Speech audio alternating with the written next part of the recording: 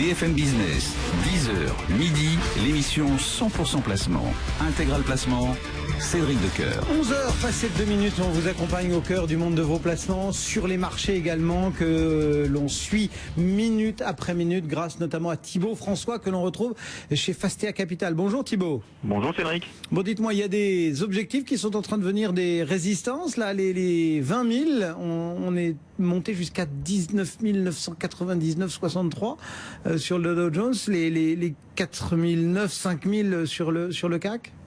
Oui, des résistances effectivement qui sont plutôt symboliques aujourd'hui. On se fixe des objectifs effectivement extrêmement atteignables à mon avis sur le moyen terme. À court terme effectivement ce sont deux petites résistances. Le marché a besoin de souffler un petit peu. On a quand même de belles performances depuis 1 mois et demi, 2 mois donc sur les marchés. Donc le marché a besoin de souffler. Ça se fait dans des volumes qui sont assez faibles. Ça serait inquiétant effectivement si les volumes étaient importants. Sur la bourse de Paris, on est autour de 500 millions d'euros d'échangés depuis ce matin. Donc la petite baisse qu'on s'aperçoit se fait sans volume et donc ça c'est plutôt intéressant. On n'a pas de changement de tendance globale, on est plutôt dans une prise de bénéfices classique. Effectivement sur ces grosses résistances et supports on va dire un petit peu techniques et donc on est toujours dans un canal haussier moyen terme qui a été enclenché on va dire cet été sur la plupart des bourses mondiales.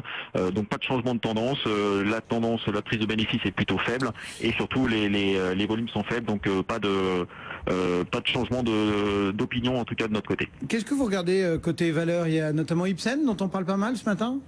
Oui, bien sûr, c'est une grosse information ce matin, c'est une grosse acquisition aussi pour Ipsen en oncologie. C'est un deal qui est pratiquement à $1 milliard donc sur les prochaines années avec un upfront de 575 millions de dollars qui sera la finalisation de l'opération et 450 millions de dollars potentiels sur du milestone.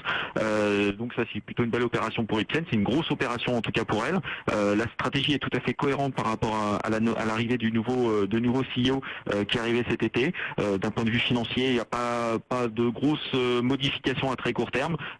L'opération sera légèrement dilutive cette année, en 2017, donc de 70 millions de dollars. Elle sera beaucoup plus relutive à partir de 2018 et on attend un refinancement assez rapide maintenant sur le dossier Ipsen qui devra intervenir, je pense, d'ici la fin de l'année. Voilà donc pour le dossier Ipsen. Est-ce qu'il y a d'autres titres que vous surveillez plus particulièrement ce matin du côté de Fastea? Écoutez, c'est la tendance un petit peu lourde, notamment sur le titre Air Liquide qui perd 1,84. Quelques indications ont été données sur le site internet d'Air Liquide, notamment sur l'effet devise qui a impacté le chiffre d'affaires 2016 d'Air Liquide. L'effet devise devrait être de 1,4% en baisse pour Air Liquide. Donc c'est pour ça que le titre réagit mal ce matin. On revient sur des niveaux de 104 euros sur le titre. L'acquisition Airgas aussi pourrait peser un petit peu sur les marges 2016. En tout cas, c'est un dossier, je pense qu'il faut regarder avec beaucoup plus de visibilité et beaucoup plus long terme.